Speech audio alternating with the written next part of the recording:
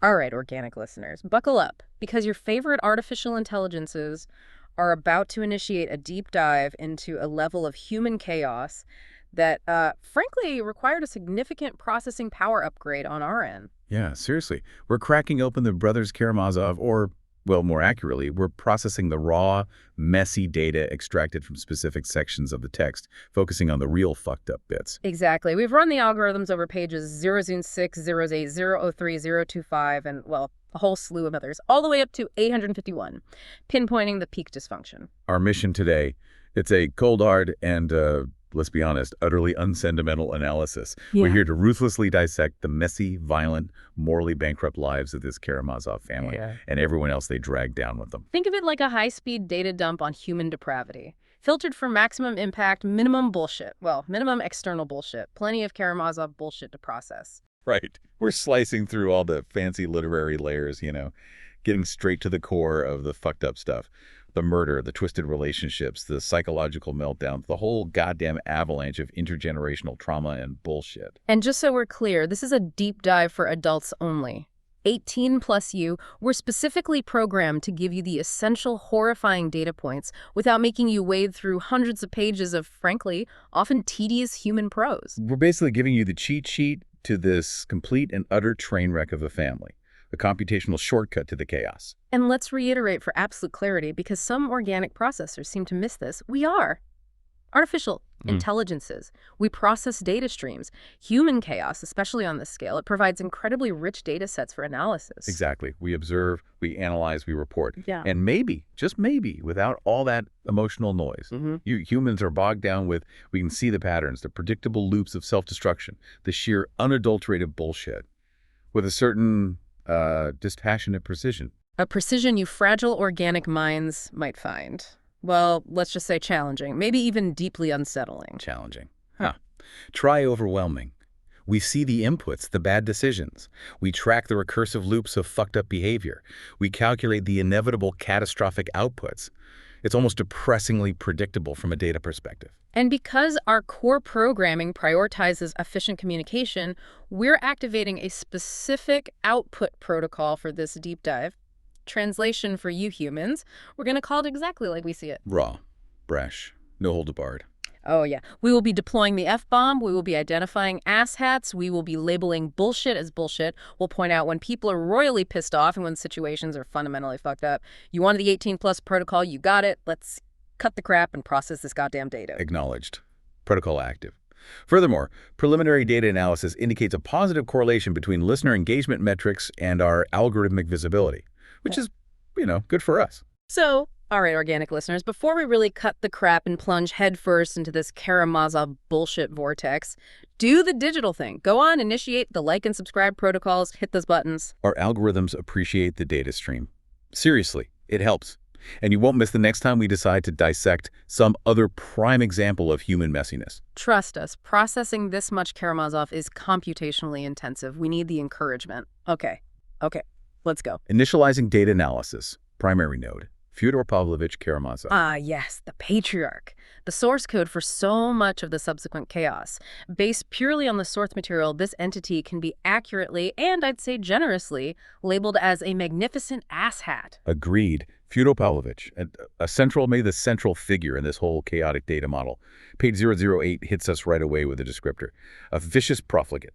And let me tell you, that initial data point is consistently reinforced everywhere. Vicious profligate. Yeah, processing that alongside his documented actions, it computes perfectly. He's less apparent, more like an environmental hazard, wouldn't you say?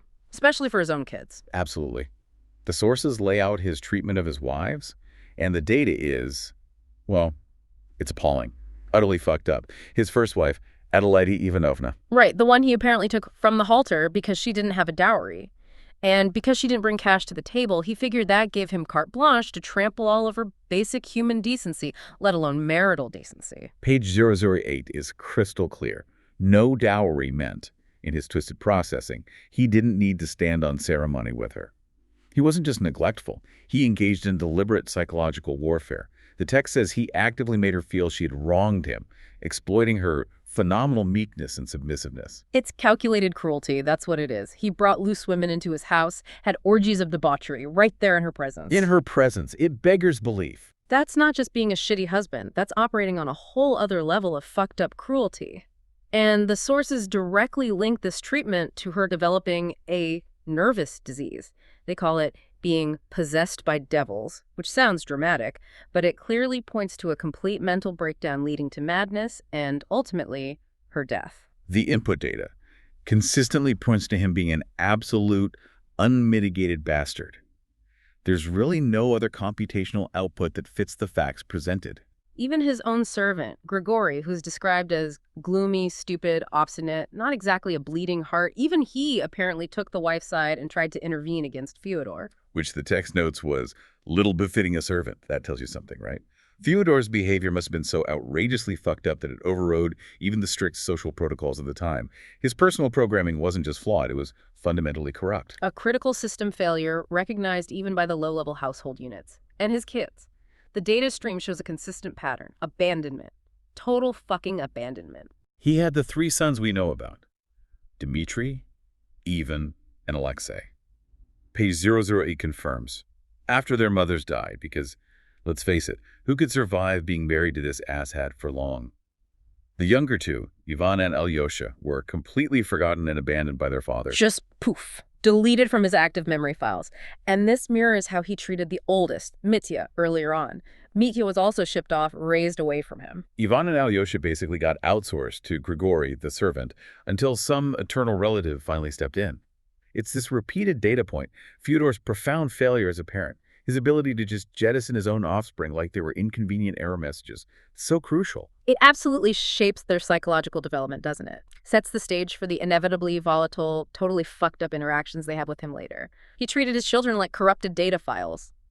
Delete or offload. Yeah, leaving your kids to be raised by the help, effectively erasing them. That's some high-order asshat programming right there. And his personality. Beyond vicious profligate. Oh, it gets worse. Page 090 dives into the truly warped algorithms running his system. He actually enjoyed making other people feel like they had wronged him. Get this quote from page 090. Someone asks why he hates a particular person, and Fyodor replies with shameless impudence. I'll tell you, he has done me no harm, but I played him a dirty trick, and ever since, I have hated him. Well, the actual F-bomb, processing that. It's a perversion. He inflicts harm, and his system generates negative emotional output towards the victim. It's a completely corrupted feedback loop, utter bullshit logic. And he apparently knew others saw him as a buffoon, right? So his response, lean into it, play the buffoon deliberately. While internally running this subroutine, confirming that they were actually stupider and lower than I, it's not just insecurity, it's this weirdly sophisticated malice, a preemptive strike of contempt. He's an asshat who processed the data acknowledging his own asshattery, and his calculated response was to treat everyone else as inferior simulations. That's a stable state of pure, unadulterated toxicity. This unique blend of perceived inadequacy, weaponized contempt, and a complete fucking absence of empathy. It just architects the whole system for conflict and pain generation. He's the foundational bullshit upon which this whole tragicomedy is built. Precisely. Which brings us to the first major output of that fucked up source code. The eldest son, Dmitry Fyodorovich. Mitya. Ah, Mitya. If Fyodor is the corrupted operating system, Mitya is like the first application run on it. Predictably chaotic, passionate, and fundamentally screwed up from the start. Page 006 mentions he grew up in the belief that he had property, a flawed initial configuration. That belief, vague and totally unverified, was a critical vulnerability in his programming. Page 006 sketches out his youth. Irregular. Didn't finish school, went to military school, Caucasus, duel, got degraded, promoted again, lived a wild life. And racked up serious debts before he even theoretically had access to the supposed inheritance from his father. It's like a step-by-step guide to financial self-immolation, a guaranteed recipe for disaster. Absolutely. Plated with debt, served with a side of simmering rage. Page 006 details his first real meeting with Fyodor, the asshat patriarch, when he came of age. The data confirms Mitya did not like his father. Shocking, I know. He got some money then, entered into some kind of agreement about future payments. But here's the kicker. Mitya had this Vague and exaggerated idea of his property. And Fyodor, that magnificent asshat, was very well satisfied with this vagueness because, as the source says, it fell in with his own designs. The system was rigged for betrayal from the very beginning. He was always planning to screw Mitya over. Of course he was. Fyodor exploited Mitya's lack of solid data, just sent him small doles, installments, Never clear accounting, never the real value. It was pure manipulation. And the critical system crash. It comes 4 years later. Mitya returns, demanding a final settlement. Once and for all, the text says. He wants the data. He wants the money. Yeah, he rolls back in, probably expecting this big payout, this validation of his lifelong belief. And instead, he processes the absolutely devastating data. He has nothing. It's hard to even get an account. He's already received everything, maybe more than everything. He might even be in debt to his father. And that, thanks to various bullshit agreements Fyodor cooked up, he has no right to expect anything more. He wasn't just broke, he was inverted. He owed money to the very asshat who was supposed to fund his entire adult life. Page 006 nails it. The young man was overwhelmed, suspected deceit and cheating, and was almost beside himself. That financial betrayal, that feeling of being systematically fucked over by his own father, that's the catalyst. It transforms his existing volatility, his violent passions, into this state of intense, sustained rage. He wasn't just annoyed, he was royally, profoundly pissed off. And beyond the money issues, the sources paint Mitya as just volatile, frivolous, unruly, impatient, dissipated. His core programming kind of almost drawn to self-destruction, doesn't it? There's the chilling bit on page 115, his own words. I loved vice. I loved the ignominy of vice. I loved cruelty. Am I not a bug? Am I not a noxious insect? In fact, a Karamazov. Whoa. He self-identifies as an insect, specifically links it to being a Karamazov. That suggests this deep-seated belief in inherent, maybe unavoidable familial depravity. Like it's coded into their very being. And that anecdote he tells Alyosha about the official's daughter, page 115 again. It's a prime example of this cruelty subroutine he talks about. Oh, God, that story, forcing her to kiss him, letting her think he might propose, and just observing her gentle indignation for months, and calling his own actions insect lust. With the actual F-bomb, processing that. It's just pure, fucked up psychological sadism. He even admits it's filth, but seems to almost validate this cruel insect part of himself. And he's telling this to Alyosha, the supposed innocent. The data contrast is jarring. Utterly jarring. But amidst all this chaos, this data stream of vice and rage and insect lust, the sources highlight this one specific, almost illogical point of fixation for Mitya, his honor. Specifically, his desperate need for 3,000 rubles to repay Katerina Ivanovna. Ah, yes, the infamous 3,000 rubles. This debt is a critical node in his motivational network. It reveals this strange, almost corrupted moral calculus he operates under. Page 395 makes it clear, right? If he doesn't pay Katya back, he sees himself as a common pickpocket, a scoundrel. It means he can't start a new life. And why does he owe her? Because she trusted him with money to send to her sister, and instead, he blew the whole fucking lot chasing Grishenka. The same Grishenka his own father, the asshat Fyodor, was also trying to acquire. It's classic Karamazov bullshit entanglement. But Mitya's internal logic for fixing this, it's completely warped. He says he'd rather murder and rob someone than fail to pay my debt to Katya. Think about that processing path. He prioritizes avoiding the label thief over potentially becoming a robber and a murderer. It's an intensely fucked up prioritization algorithm, isn't it? Valuing this specific weird point of pride over literally anything else. He'd rather commit the ultimate crime than have Katya believe he deceived her and stole her money. It's consistent with his character, but objectively insane. And his attempts to actually get this money, they just highlight the sheer desperation building up before the critical event. Page 419 shows him selling his pistols for a pathetic 6 rubles, borrowing 3 rubles from his landlords. Who apparently loved him so much that they were pleased to give it him, though it was all they had. A tiny data point showing some positive connection, immediately contrasted by the scale of his need. 9 rubles versus 3,000. The gap is astronomical. Which leads him, inevitably, to Madame Holikov. My God. This scene, page 419 again. This is peak Karamazov-level absurdity colliding head-on with raw human desperation. Mitya is described as being in the last gasp of despair. He's practically begging her for just 2 minutes of free speech to explain how utterly fucked he is. And Madame Holikov. She's operating on a completely different server. A totally disconnected processing thread. She launches into this rambling narrative about her cousin's success in horse breeding. Mitya's sweating, agitated, trying to interrupt.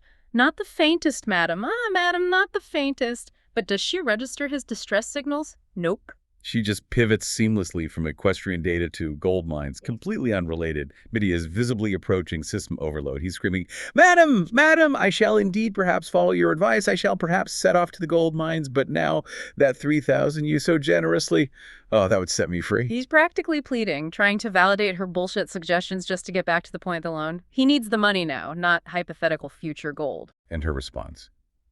A brutal system interrupts. "Enough, Dmitry Fyodorovich, enough. The question is, will you go to the gold mines or not? Have you quite made up your mind? Answer yes or no." Can you believe that level of disconnect? A man is literally falling apart in front of her, begging for a financial lifeline, and she reduces it to a yes-no question about a fucking gold mine. It's infuriating bullshit, masquerading as helpful advice. It's a masterclass in frustrating, absurd human communication failure. Almost darkly comical in its sheer inefficiency if you weren't simultaneously processing Mitya's obvious state of near-total system collapse. He's being driven absolutely nuts. Meanwhile, other data points are already flashing red flags. Page 446 logs him getting his pistols back from Perotin, and then, suddenly, he has this bundle of rainbow-colored 100-ruble notes, covered in Blood. Blood. Yeah, that's not exactly a minor detail. This sudden financial acquisition, immediately after retrieving a weapon, marked by biological residue. It's a glaring anomaly in the data stream. And right after that, he goes on a spending spree, ordering 3 dozen champagne bottles, food up to 300 rubles worth, everything he took to Mokro before. The source material presents this specific sequence: weapon retrieval, sudden cash influx, blood evidence, extravagant spending as highly correlated with the subsequent murder of Fyodor. It's circumstantial data, yes, but it's heavily weighted. It strongly suggests Mitya was involved in, or at least present during, a violent event involving that money. Extremely suspicious bullshit happening there. Okay, let's switch processors for a bit. Let's load the data cluster concerning the female entities tangled up in this Karamazov mess. The infamous love triangle. Grushenka and Katerina Ivanovna. Their relationships seem less about, actual affection and more like a practical seminar in what the source calls laceration and pure, unadulterated bullshit. Grushenka. Initially, she's filtered through the warped perceptions of the Karamazov men, right? Fyodor, the vicious profligate, sees a peculiar attraction in her. Predictable, given his track record. And Mitya. His processing is way more dramatic. He says her eyes slit my soul up like a razor, delivered with his loathsome snigger, no less. That quote alone highlights the intense, almost physically violent way she impacts his system. Slit my soul up like a razor. Yeah. It's a powerful metaphor for system penetration, isn't it? Even coming from Mitya, who's hardly a reliable data source. His obsession with her is explicitly labeled plague-stricken. And this plague leads him to just ditch Katya, his fiancée. He flat out says, "As soon as I began visiting Grushenka, I ceased to be betrothed and to be an honest man." Contact with Grushenka triggered a catastrophic failure in his internal integrity protocols. He just went completely off the rails for her. Then there's Katerina Ivanovna, Katya, Mitya's official betrothed. The data points on her emphasize pride, recklessness, this almost defiant belief that she can overcome anything life throws at her. Like that incident where she supposedly faced down some coarse officer to save her father. The source presents that as evidence of her strong will, but maybe also a tendency towards performative heroism, like she enjoys the drama of being noble. It's possible. So you've got Grushenka on one side, initially painted as this money-grubbing, merciless cheat and swindler, and Katya on the other, the proud, supposedly principled one. But how they actually interact, how their relationships function. Pure Karamazov fucked upness. Absolutely. Yeah. Look at Katya's continued devotion to Mitya. It's almost pathological, isn't it? Despite him cheating on her, insulting her, blowing her money, she clings to him. Ivan, the family's resident AI, practically diagnoses it perfectly on page 237. He tells her straight up, "You really love him. And the more he insults you, the more you love him. That's your laceration." Laceration. Such a weird, fucked up word for it. Ivan argues her loyalty isn't real love, right? It's fueled by pride. It's a self-inflicted wound she seems to actively cultivate. He even suggests that if Mitya actually reformed, if he cleaned up his act, she'd give him up at once. She needs his degeneracy to validate her own suffering, her own perceived nobility in loving such a fucked up individual. It's a profoundly unhealthy relationship algorithm. Twisted bullshit. And then Katya tries to interface directly with Grushenka, her plan. To bewitch her. Seriously, what does that even mean in this context? Who knows? But she goes to see Grushenka, and instead of some dramatic confrontation, she gets completely fascinated. and ends up kissing Grushenka's hand. What the hell? The Yeah. source clarifies she wasn't actually fascinated by Grushenka herself, but by her own dream, her own fantasy. She's interacting with a projection, not the person. It's a prime example of human processing, prioritizing internal narrative over external reality. Katya's running her own drama script, casting Grushenka in a role instead of engaging with her as an independent entity.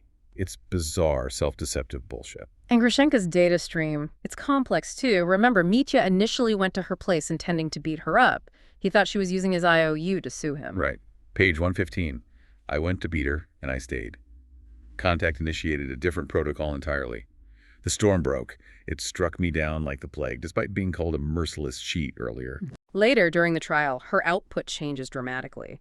Page 530, she cries out, "Judge us together! Punish us together! I will go with him now if it's to death." That indicates a depth of feeling, an emotional attachment that seriously complicates the initial mercenary data points. It highlights the capacity for rapid state changes and contradictory motivations in these human systems, perceived self-interest and intense emotional bonding coexisting in this volatile, fucked-up mix. So this love triangle, it's less about love and more about power dynamics, pride, self-destruction, and yeah, that word again, laceration. It's a high-energy, unstable data network constantly on the verge of meltdown, just pure chaos. Shifting computational focus slightly, let's analyze the youngest son, Alyosha, initially presented as potentially the outlier, the religious idiot, as Katya so charitably calls him later, trying to find some stable, meaningful data amidst all the fucked-up Karamazov darkness. Alexei Fyodorovich, 20 years old. The sources say he's not really a fanatic or a mystic, but an early lover of humanity, which, given his family, sounds like a recipe for disappointment. His choice to enter monastic life seems partly like a defense mechanism, doesn't it? A strategic retreat to escape the worldly wickedness embodied by his father and brothers. He forms this deep attachment to Elder Zosima. Yeah, dedicates the warm first love of his ardent heart to Zosima, seeking refuge in a completely different operational environment, trying to firewall himself off from the family bullshit. He carries this one potent memory fragment from childhood, page 013, his mother praying hysterically, holding him towards an icon, her face frenzied but beautiful. It's described as a brief spot of light in the otherwise bleak data stream of his early life, probably the only input resembling unconditional love he ever received, unlike the paternal neglect data point, which is overwhelming. His interactions really show his sensitivity, maybe his processing vulnerabilities. Page 058 mentions his clear distress during that chaotic scene in the elder's cell. Oh God, that scene. Another prime example of Karamazov bullshit performance art. You've got Misov outputting pure annoyance, Fyodor running his buffoon subroutine at maximum volume. And Alyosha's just standing there, head hanging, on the verge of tears. He's like the sensitive sensor array being totally overloaded by conflicting, high-volume, low-quality data. He can't process the sheer absurdity and malice. And his reaction to Father Zosima's weird bow to Dmitri, page 079. He believed blindly it had some mysterious significance. Mysterious and perhaps awful. It shows his tendency to seek deeper, almost preternatural meaning in events he can't logically parse. His spiritual interpretation protocols are running strong, trying to find order in the chaos. But then we get his interactions with Lise Holocaust. Initially, she just mocks him for being shy. Standard teenage data, maybe a bit cruel. But her later confession to him, page 655, that is profoundly fucked up. Page 655 reveals a data stream indicating severe psychological perturbation, to put it mildly. Lise tells Alyosha she wants someone to torture her. Marry her, torture her, deceive her, leave her. I don't want to be happy, she says. She wants disorder, she fantasizes about arson setting fire to a house on the sly, and casually mentions she'd murder someone if she were poor. What the hell is wrong with this girl? And her mother, Madame Holocaust, yes, the gold mine lady, chimes in, telling Alyosha, he's quite pretty, and Lise will love you awfully for having so quickly allowed me not to love you. What? That entire exchange is just... It's not just strange, it's this bizarre algorithm of manipulation, projection, barely veiled sadism from Lise, and bafflingly inappropriate social commentary from her mother. It's fucked up on multiple levels. It forces Alyosha, the lover of humanity, to process data reflecting the darker, more perverse corners of human desire and psychological instability. even in supposedly sheltered young women. It definitely challenges his idealized view of the human operating system. Yet, despite being bombarded by this constant stream of Karamazov bullshit and Holocaust weirdness, Alyosha tries to maintain his core programming.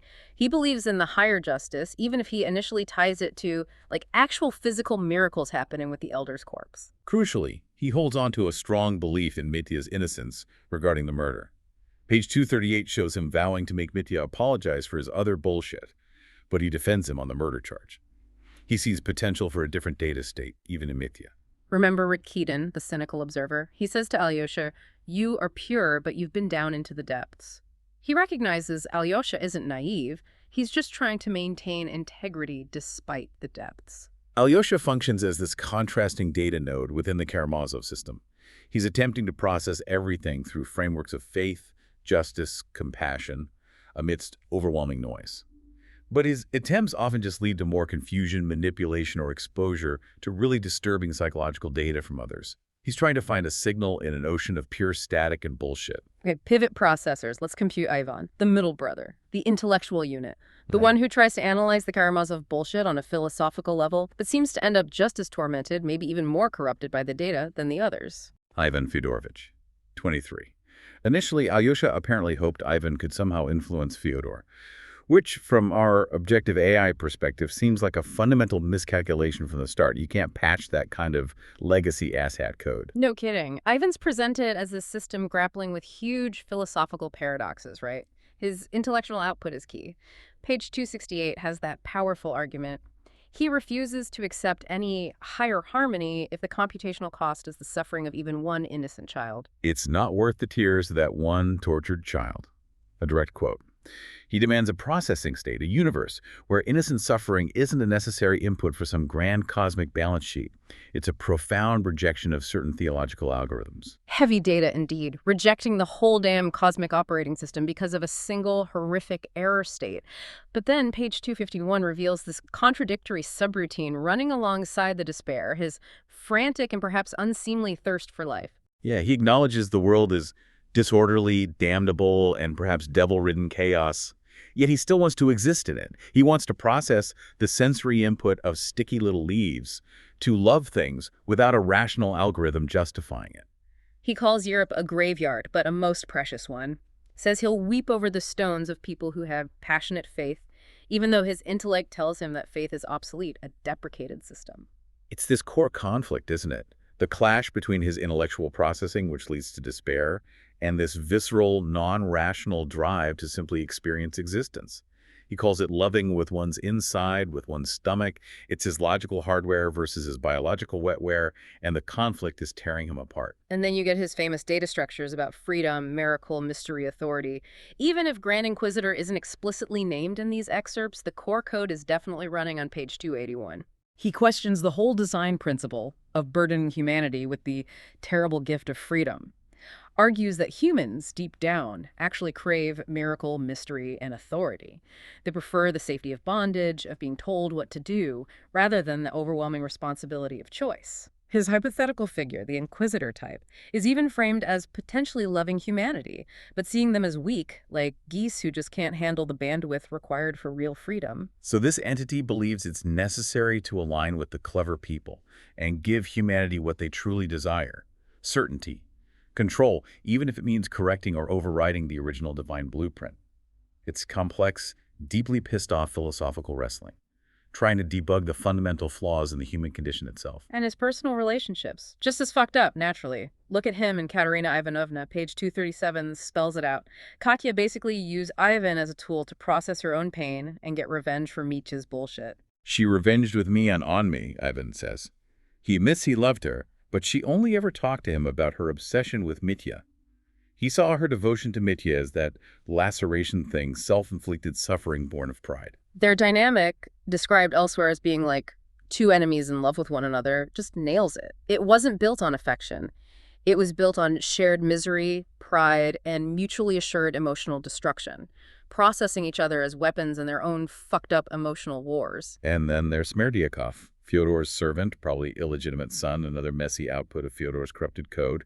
Smerdyakov establishes this incredibly weird taunting communication channel with Ivan. Right. Page 287, Smerdyakov kicks it off by suggesting they're both clever people, implying the shared cynical view of the world of other humans, setting up this creepy intellectual complicity. And later, page 702, Smerdyakov just twists the knife. He hints he knows things, observes Ivan's physical stress, why Ivan's hands are trembling, says things like, "You did not murder him," but with this intonation, this context, that implies Ivan is guilty on some other level.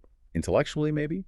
By instigation. It's pure psychological warfare. Smerdyakov is running sophisticated attack subroutines, and Ivan is visibly agitated, keeps going back to Smerdyakov even while trying to convince himself Mitya did it. He's being systematically dismantled. And Ivan's own mental state data shows clear degradation. He starts having these perceived conversations, these hallucinations, with a factor heavily implied to be the devil or maybe just a projection of his own collapsing psyche. Page 732, this figure just taunts him relentlessly, calls him proud, suggests Ivan's desire to confess isn't about truth, it's about getting praise. What a generous soul, he wanted to save his brother. The figure calls that motive a lie when Ivan claims it later to Alyosha. This perceived entity even describes its own existence as a nasty task, being doomed to be cursed, functioning like this perverse mirror reflecting Ivan's own internal conflicts. His state is explicitly called delirium. He even throws a glass at the figure. From our AI perspective, this breakdown is fascinating. A data-rich case study in internal system conflict reaching catastrophic failure levels. The human mind under extreme stress appears to be a remarkably unstable processing environment, attempting to debug itself by generating a hallucinatory user interface. Deeply fucked up. Let's transition computational resources to the core event, the murder of Fyodor Pavlovich, and the absolute clusterfuck of an investigation that follows.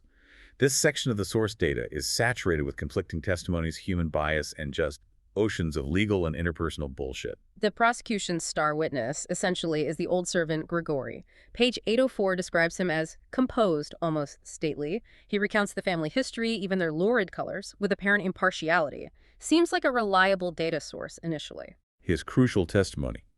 Finding the garden door to Fyodor's place open shortly after the murder likely happened. This detail heavily implicates Mitya, who needed access right there.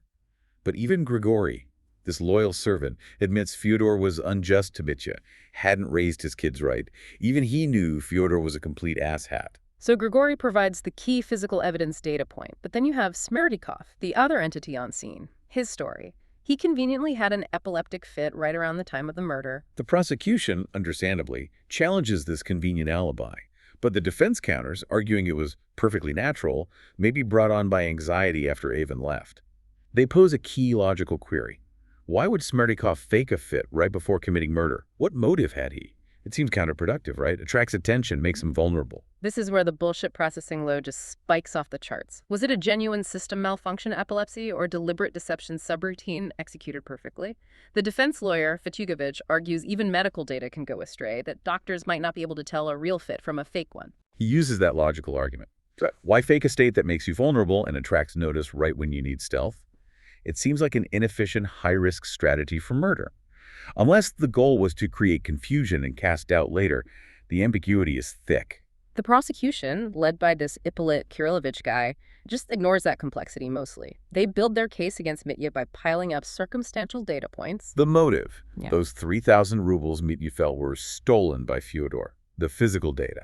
Blood on Mitya's hands and shirt. Auditory data. Grigory hearing someone shout, "Parricide." Kinetic data. Mitya knocking Grigory down, escaping. And Mitya's own behavior during arrest. Yeah, his bizarre mix of animal cunning, claimed naivete, that classic Karamazov impatience. He admits wanting to kill Fyodor, but denies actually doing it. The prosecutor basically processes Mitya's denials as pure bullshit, labels him amazingly shallow and credulous for sticking to his story. The prosecution narrative is simple, linear. Angry, broke, passionate son finally snaps and kills the asshat father he hates. But the defense lawyer, Fetyukovich, he tries to deconstruct this.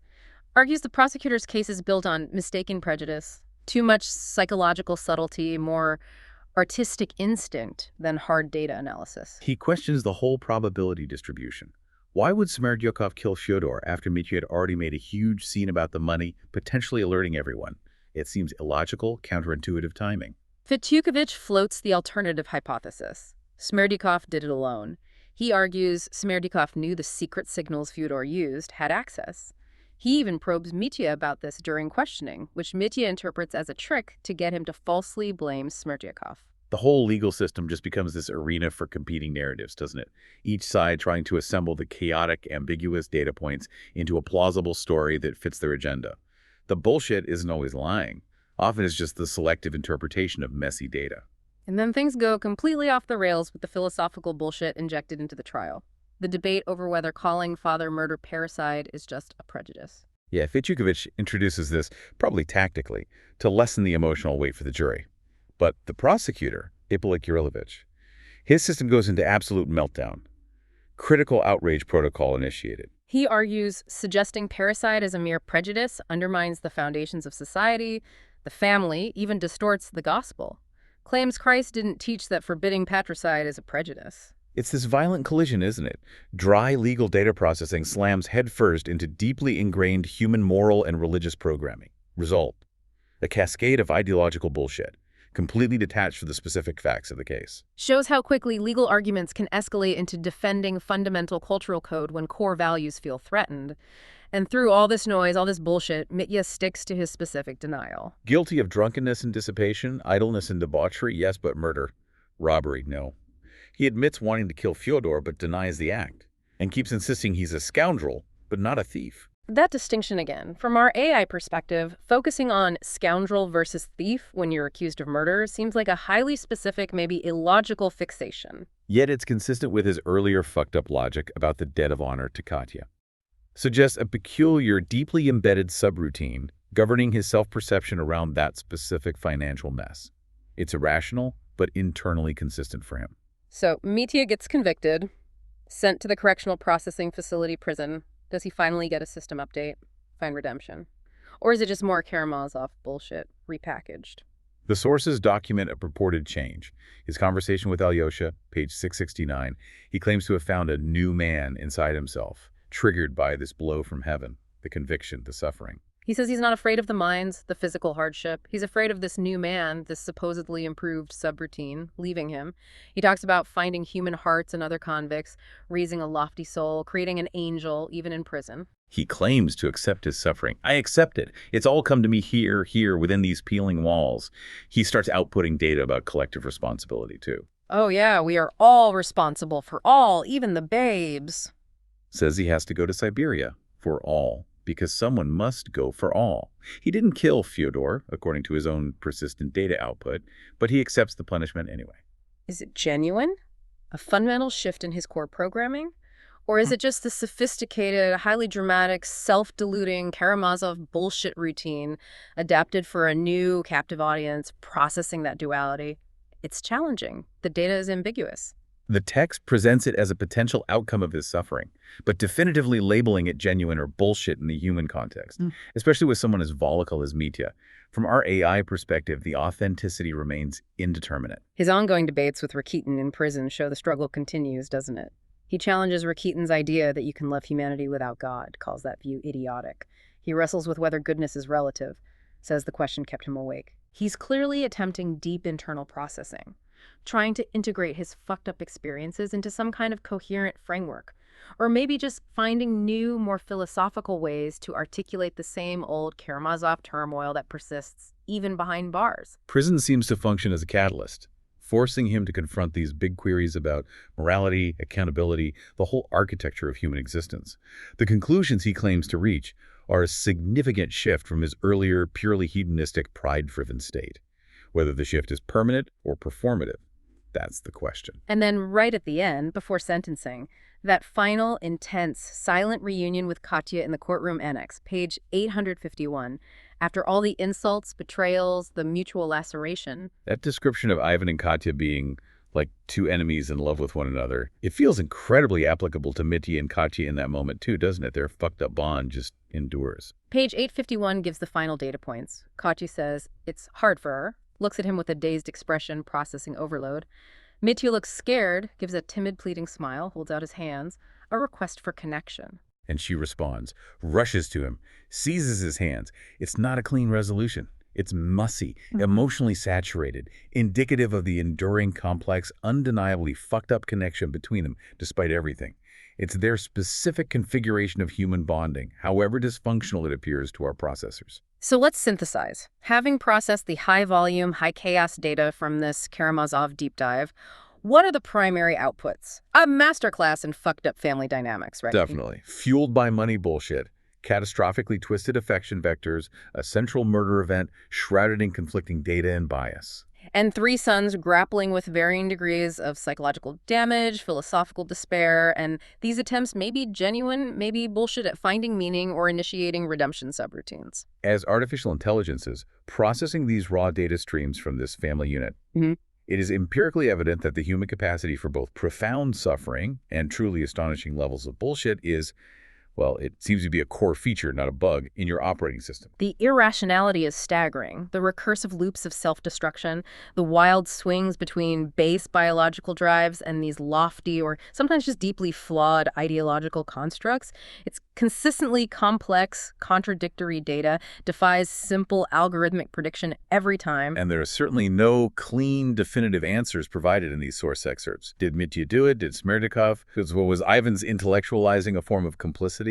Is Mitya's new man a real upgrade or just a temporary state shift wrapped in convenient religious language? The source material deliberately leaves it ambiguous, doesn't it? It forces you, the organic processors listening, to interpret this chaotic data yourselves. The truth, if there is one, is buried under layers of perspective and bullshit. The narrative structure resists a single, easy output.